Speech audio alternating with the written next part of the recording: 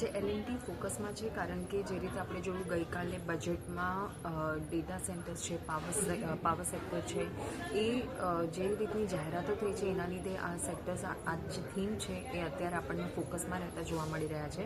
તો એના લીધે L&T પણ આજે ફોકસમાં છે. અને આ બજેટ બાદ અલગ અલગ બ્રોકરેજીસ તરફથી નોટ આવતી જોવા મળી છે. સૌથી પહેલાં સિટીની વાત કરીએ તો એ લોકોએ કહ્યું છે રિપોર્ટમાં કે કેપેક્સ ગ્રોથ આ બજેટમાં આપણને રીએક્સેલરેટ થતો જોવા મળ્યું છે. ખાસ કરીને rail, road, defence capex growth improve થશે એઝ કમ્પેર ટુ FY26માં જે આપણને ટ્રેન્ડ જોવા મળ્યો હતો એની કમ્પેરિઝનમાં.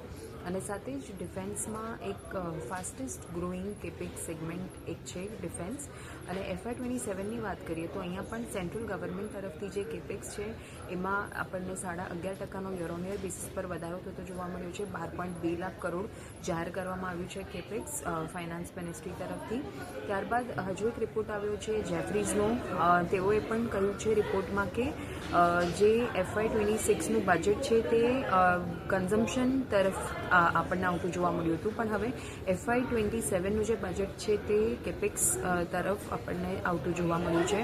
આના લીધે રોડ, રેલ અહીંયા પણ 8થી લઈને 11% યર ઓન યર બેસિસ પર ગ્રોથ જોવા મળી શકે છે, જ્યારે FY26માં આપણને ફ્લેટ રહેતો જોવા મળ્યો હતો અહીંયા ગ્રોથ.